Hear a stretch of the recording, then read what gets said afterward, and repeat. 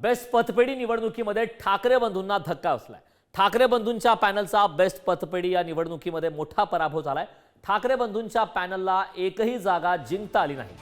तर ठाकरेंच्या शिवसेनेनं बेस्ट पतपेढीतील सत्ता सुद्धा गमावली। शशांक राव यांच्या पॅनलनं मात्र बाजी मारली। शशांक राव यांचं पॅनल 14 जागा जिंकून पहिल्या क्रमांकावर आलं। तर प्रसाद लाड यांच्या पॅनलचे 7 उमेदवार हे विजयी झालेत। मात्र एकंदरीत या निवडणुकीमध्ये ठाकरे बंधूंना मात्र मोठा धक्का बसला।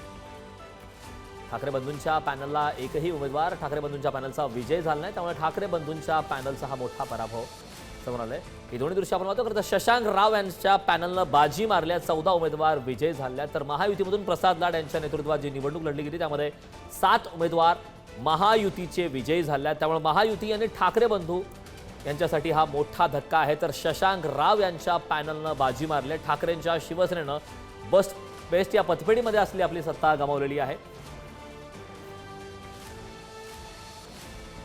हा विजय जो आहे हा कामगारांचा विजय आहे आणि शिवसेना म्हणजे आजची युबीटी यांनी अनेक वर्ष सत्तेत राहून बीएससी कमिटीमध्ये महानगरपालिकेमध्ये जो खाजगीकरण आणि कामगार विरोधी जे काही कामं केलेली आहेत त्याच्या विरोधात नोंदवलेलं मत आहे। जोपर्यंत माझ्याकडे या विषयावर पूर्ण माहिती येत नाही, काय झाले या निवडणुकीत, कशा प्रकारचे निकाल लागले, तोपर्यंत मी या विषयावर बोलणार नाही।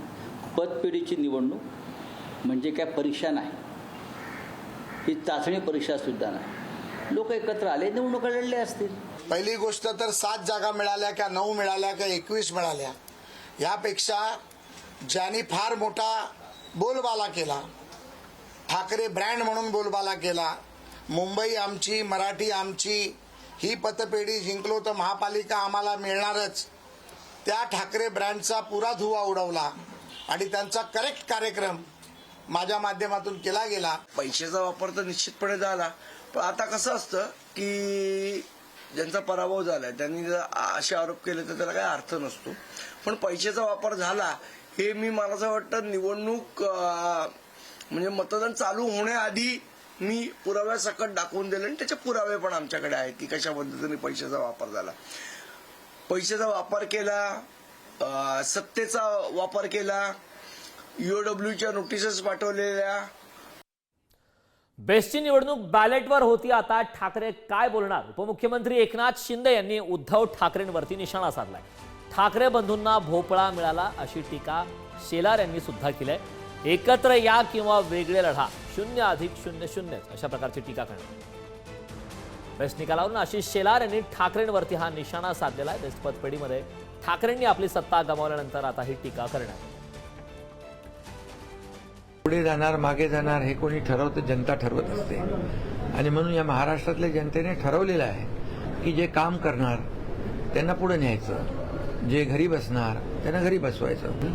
जिथे ईव्हीएमवर शंका घेतात, जेव्हा ते लोकसभा जिंकतात, इतर राज्याच्या निवडणुका जिंकतात, तेव्हा ईव्हीएम चांगलं असतं, निवडणूक आयोग चांगला असतो, आणि जेव्हा हरतात तेव्हाच ईव्हीएम खराब, मग तिथं निवडणूक आयोगाला दोष देणं। आता तर ह्या निवडणुका बीएसटीच्या कुठल्या होत्या? त्या तर बॅलेट पेपरवर होत्या। मग आता काय म्हणणार? बॅलेट पेपरवर काय आरोप करणार? प्रत्येक गोष्टीत राजकीयकरण करणं, राजकीय भूमिका मांडणं, याचाच त्यांना फळ मिळालं आणि हातात भोपळा मिळाला। आणि म्हणून तुम्ही एकत्र या, वेगळे लढा। मी मागेही म्हटलं 0+0=0। आज भोपळा हातात मिळाला। मुंबईचा विजय झाला, मुंबईकरांचा विजय झाला, मराठीचा विजय झाला, कामगारांचा विजय झाला, भाजपचा विजय झाला।